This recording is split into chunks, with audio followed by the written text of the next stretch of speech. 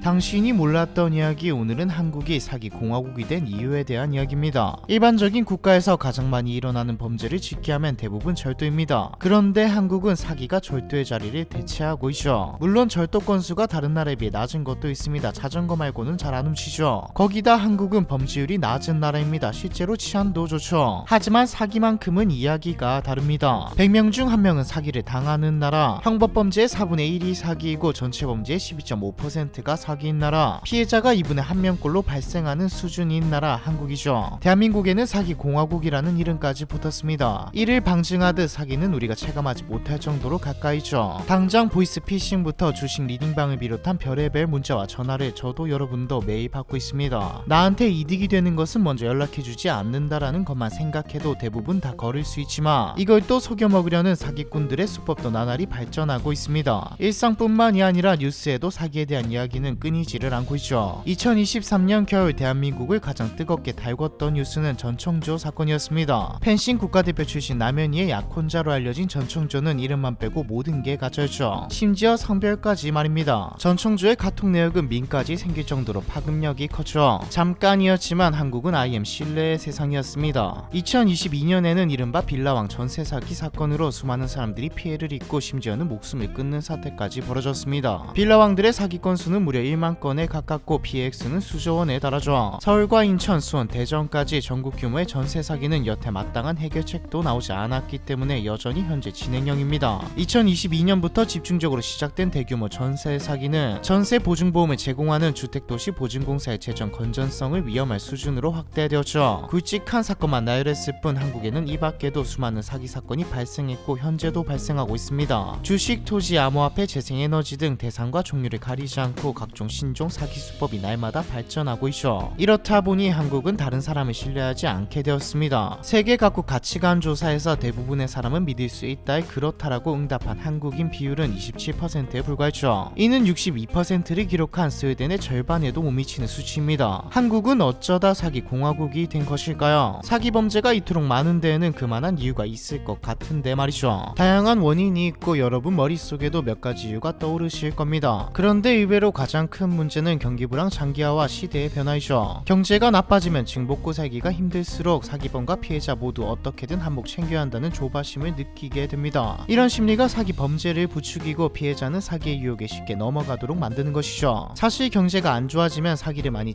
친다기보다는 경제가 안 좋은 시기에 사람들이 사기에 더 취약해진다가 맞죠. 실제로 사기 피해자들을 보면 대부분이 중산층 이하의 사람들입니다. 사기꾼들이 중산층 이하의 사람들을 노리는 이유는 간단하죠. 정보력이 부족하기 때문입니다. 그리고 달콤한 말에 속아 대박을 꿈꾸기 가장 쉬우니까요. 심리적으로 불안한 사람들도 많고요. 경제 불안과 사기범죄 발생 사이의 연관성은 소비자 심리 지수와 사기범죄 발생 건수가 반비례하는 것에서도 나타납니다. 소비자 심리 지수란 일반 시민들의 경제 상황에 대한 심리를 계량화한 수치죠. 통상적으로 이 수치가 100보다 높으면 국민들이 경제 상황을 낙관적으로 본다고 보고 100보다 낮으면 비관적으로 본다는 의미로 받아들여집니다. 2008년부터 지난해까지 한국은행이 작성한 소비자 심리 지수와 경찰청의 범죄 발생 통계를 비교해보면 지수가 100에서 95로 떨어진 2013년 사기 범죄는 23만 5,327건에서 26만 9,161건으로 대폭 증가한 것으로 나타났습니다. 반면 지수가 105로 회복세를 보인 2014년의 경우 사기 범죄는 대폭 줄어들었죠. 정한중 한국외대 법학전문대학원 교수는 이를 두고 생계가 어렵고 정상적인 취업이 어려운 사람들이 사기에 가담하면서 전체적으로 사기 범죄가 늘어나는 게 불황기의 전형적인 모습이라고 설명했습니다. 다른 나라도 마찬가지이죠. 때로는 경제 불황을 타개하기 위해 내놓는 정책이 사기범들이 활개칠 수 있는 직접적 배경이 되기도 합니다. 낮은 금리 탓에 적당한 투자처를 찾지 못한 부동자금이 시중에 넘치게 되고 투자처를 찾다 높은 이익률에 혹한 사람들이 사기를 당하는 사례가 많죠. 권력을 사칭한 비자금 사기도 대부분 고수익을 보장해준 다음에 피해자들의 심리를 공략한 경우가 많습니다. 일례로 2015년에 사기 혐의로 경찰에 적발된 A씨는 인도에서 다이아몬드 수입 사업을 하는데 사기에 투자하면 매달 10%의 수익금을 주겠다는 말만으로도 11억 원가량을 챙길 수 있었죠. 시대의 변화는 무슨 말이냐? 한마디로 세상이 변하면서 돈을 벌 수 있는 방법이 많이 생겨났다는 것이죠. 비트코인 같은 암호화폐가 대표적입니다. 비트코인으로 몇십억을 벌었다는 사람이 나오면서 사람들에게 암호화폐는 돈이 되는구나라는 인식이 생겼죠. 하지만 인식과는 별개로 사람들은 이게 어떤 식으로 굴러가는 것인지 어떤 가치가 있어서 주목을 받는지 잘 몰랐습니다. 말 그대로 신문물이니까요. 앞에서 가난한 사람들이 주 타겟이 되는 이유가 정보력 때문이라고 한 거 기억나시나요? 신문물에 대해서는 가난하고 부자이고 상관없이 모두가 정보력이 없는 사람이 되죠. 한탕을 노리는 성향 때문에 그래도 저소득층이 더 많이 당하기는 하지만 어찌 되었든 고객층이 더 넓습니다. 그래서 비트코인 사기, 암호화폐 사기 같은 경우 사기 금액을 보면 엄청난 액수이죠. 정작 비트코인이나 주식으로 돈을 많이 벌었다는 사람들은 극소수에다 누구의 도움도 받지 않고 혼자 힘으로 했음을 기억해야 합니다. 경기 불황에 이어 한국에서 사기범들이 활개를 칠 수 있는 또 다른 이유는 온라인 사용률 증가이죠. 이는 경기 불황과 코로나19 확산과도 연관이 있습니다. 코로나19 장기화로 인해 비대면 문화가 활성화되면서 사람들이 온라인에서 보내는 시간이 늘어나다 보니 온라인을 이용한 범죄가 기승을 부리고 있다는 겁니다. 이건 앞에서 말한 암호화폐에서 나오는 신문물과도 이어지는 이야기죠. 온라인에서 일어나는 사기에 가장 취약한 사람들은 중년층 이상에 위치한 사람들입니다. 젊은 층이야 손에 들고 놓지 않는 게 스마트폰인데다 놀 때도 PC방을 갈 정도로 인터넷 환경에 익숙하지만 중년층부터 노년층까지는 그렇지 않죠. 코로나 이전까지 중노년층은 애초에 온라인을 자주 사용하지 않아서 범죄에 노출되지 않았지만 이들이 온라인 세상에 신기루 진입하게 되면서 얄팍한 수준의 사기까지 먹혀들게 되었습니다. 소셜미디어의 확산 덕분에 과거에 비해 더 쉽게 사기 대상자를 물색하고 잘못된 정보를 확산시키기 좋은 환경이 만들어지고 있는 것도 범죄율에 영향을 끼치고 있죠. 사기 피해자를 직접 만나거나 보지 않고도 불특정 다수를 대상으로 사기를 칠 수 있는 환경이 조성되었기 때문에 비교적 죄의식 없이 범죄를 저지를 수 있게 됐다는 분석 또한 나오고 있고요. 하지만 경제 불안과 인터넷 사용률 증가만으로 사기 범죄 증가의 원인을 다 설명할 수는 없습니다. 범죄를 저지를 수 있는 환경이 되어 있으니 저지른다는 말이 안 되죠. 누구나 음주운전을 할 수 있는 상황임에도 보통의 사람들은 하지 않으니까요. 사실 이때까지 이야기한 것들은 환경에 대한 이야기입니다. 왜 사기꾼이 기승을 부리고 사람들이 속아 넘어가냐이죠. 그럼 사기꾼들이 많은 근본적인 이유가 뭐냐? 여러분이 사기에 관한 뉴스를 보실 때 가장 화나는 대목이 있죠. 바로 처벌입니다. 사기 범죄가 다른 범죄와 가장 다른 것 중 하나이죠. 대부분의 범죄는 우발적입니다. 오늘 술 먹고 음주운전 해야지, 오늘 친구들이랑 술을 먹다가 세 번째로 눈 마주치는 놈을 때려야겠다, 이런 경우는 없죠. 하지만 사기는 계획 범죄입니다. 심지어 걸려서 처벌을 받았을 때 변호사비와 처벌까지 생각해서 계산을 다 때려놓고 사기를 치는 경우가 많죠. 말 그대로 좀 살고 나오면 떵떵거리면서 살 수 있다는 겁니다. 이걸 증명하는 게 재범이죠. 전문가들은 재범 억제 실패를 사기범죄 증가 원인으로 지적하며 교정당국이 사기범 재범 억제에 실패하고 있다고 말하고 있습니다. 2013년 기준으로 사기범으로 검거된 23만 9,309명 중에 이미 사기죄가 있는 전과자는 21만 5천 명에 달했는데 이 중 4만 8,684명은 5번 이상 사기죄로 처벌을 받은 사람이었죠. 친놈들이 계속 친다는 말입니다. 유독 사기의 재범이 많은 이유는 그래도 이득이니까이죠. 앞에서 말했듯이 사기는 감정적 범죄가 아닙니다. 계산해서 이득이면 계획하고 실행하는 것이죠. 형법에 따르면 사기범은 징역 10년 이하의 징역이나 2천만 원 이하의 벌금형에 처해지지만 현실에서는 적발돼도 불구속 기소되는 경우가 많습니다. 기소된다고 해도 재판에서 실형이 선고되는 경우는 죄질이 극히 나쁜 극소수에 그치고 있죠. 처벌 수준이 낮은 데다 피해자 구제 역시 민사소송을 통해야만 가능하니 사기꾼들은 범죄의 유혹에 더 쉽게 빠질 수밖에 없는 환경입니다. 달리 말하면 이들에게 사기는 한 번에 큰 돈을 벌 수 있는 일종의 하이리스크 하이리턴의 도전으로 보고 있는 셈이죠. 아니, 어쩌면 로우리스크 하이리턴이겠네요. 사기는 피해자에게 죽음과도 같은 고통을 안겨줍니다. 심지어 주변에서 바보같이 그걸 속냐는 말까지 들어야 하죠. 요즘 이런 풍토가 점점 심해지는 것 같은데 친놈이 나쁜 거지 당한 사람이 바보라는 말은 하면 안 되겠습니다. 사기죄 처벌도 좀 강해졌으면 좋겠네요. 정과 오범이 사회에서 당당히 돌아다닐 수 있는 건 좀 아니라는 생각이 듭니다. 오범이면 갱생의 여지가 있나라는 생각이 드네요. 한국이 사기 공화국이 된 이유에 대한 이야기, 이번 편은 여기까지입니다.